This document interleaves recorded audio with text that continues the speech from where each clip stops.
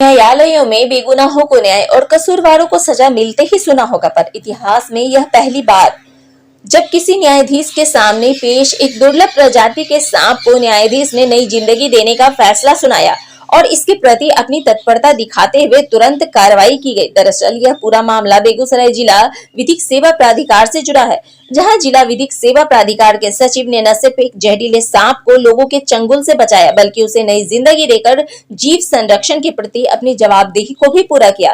फिलहाल यह मामला लोगों के बीच चर्चा का विषय बना हुआ है। आपको बता दें कि बेगूसराय व्यवहार न्यायालय स्थित जिला के विधिक सेवा प्राधिकार के सचिव सह अपर जिला एवं सत्र न्यायाधीश सतीश कुमार झा के सामने एक अजीबोगरीब मामला सामने आया,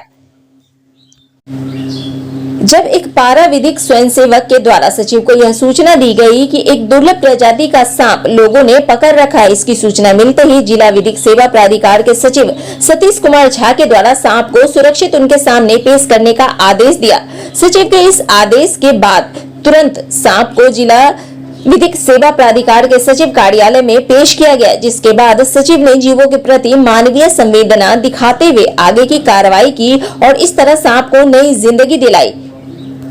इस संबंध में सचिव ने बताया कि मूल रूप से यह दोमुखा सांप है। यह राजस्थान में अधिक पाया जाता है, जिसका अंतर्राष्ट्रीय स्तर पर तस्करी की जाती है। उन्होंने बताया कि गूगल पर सर्च करने के पर इस सांप का नाम रेड सैंड गोवा है। प्राधिकार के सचिव सह जिला एवं सत्र न्यायाधीश सतीश कुमार झा ने बताया कि बेगूसराय सदर प्रखंड क्षेत्र के निंगा गांव में पारा विधिक स्वयंसेवक मुकेंद्र पासवान, जो आगामी लोक अदालत को लेकर निंगा गांव में नोटिस बांटने गए थे, वहां उन्होंने ग्रामीणों को दो मुंह वाला सांप को पकड़ते देखा, जिसके बाद मुकेंद्र पासवान ने जिला विधिक सेवा प्राधिकार के सचिव को इसकी सूचना दी। जहां न्यायालय के आदेश पर न्यायाधीश के आदेश पर उक्त दो मुहवा विषैले सांप को न्यायालय में लाया गया, जिसके बाद जिला विधिक सेवा प्राधिकार के सचिव सतीश कुमार झा ने डिस्ट्रिक्ट फॉरेस्ट ऑफिसर को सूचना दी।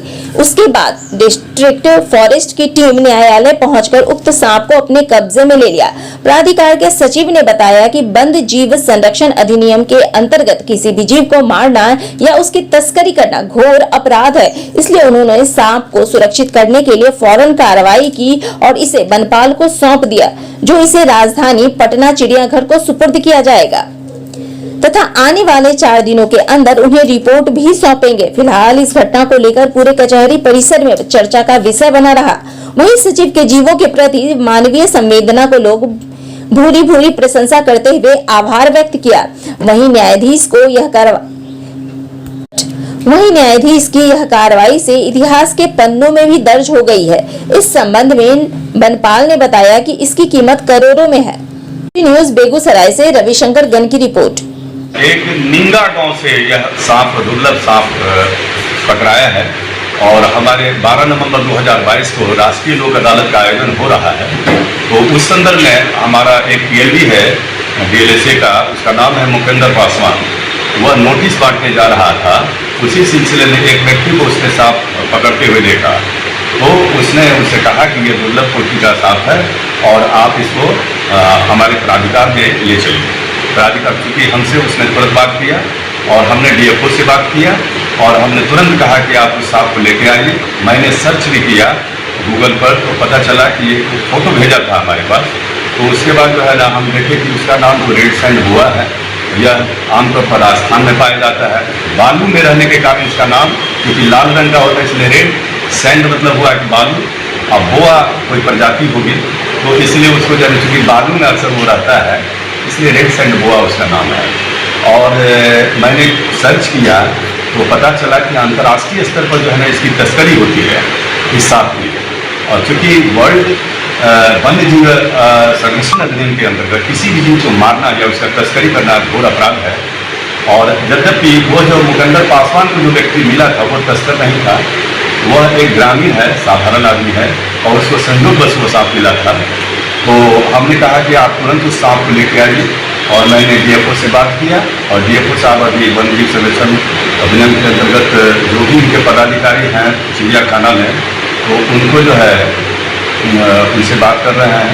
हमने उनके वनकर्मी को यह सांप रिसीव करा दिया है, उसके साथ अपने पीएलबी को भी वहाँ भेजा है और जब वो भेज देंगे 2-4 दिन के बाद मैं उनसे रिपोर्ट मांगूंगा कि आखिर उस सांप का क्या हुआ। धन्यवाद। वन विभाग वनरक्षी हुए बेगूसराय सदर के, क्या नाम फॉरेस्ट गार्ड हुए, नितेश कुमार मेरा नाम हुआ। और ये रेड सैंड बुआ है, इसको हम लोग भी पहली बार ही देखे हैं। ये राजस्थान साइड में ज़्यादातर ये मिल पाया जाता है, क्योंकि इसका हैबिटेट जो है बालू वाले एरिया में होता है। इसलिए इसको हम अपने डीएफओ सर को बताएं, सर पटना बात कर रहे हैं, इसको इसके हैबिटेट में छोड़ा जाएगा, यहाँ से भेजा जाएगा पटना। फिर उसका जो हैबिटेट होगा, हैबिटेट का मतलब ये हुआ कि जहाँ पे ये रह सकता है, जहाँ इसका सही आवास है, वो बालू में ये रहता है अक्सर।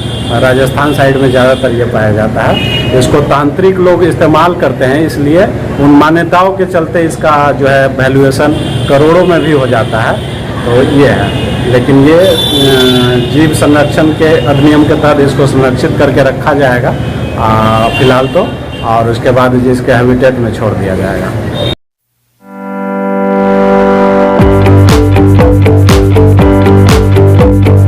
पटना के वरिष्ठ चिकित्सा विशेषज्ञ टीम अब आपके शहर बेगूसराय में।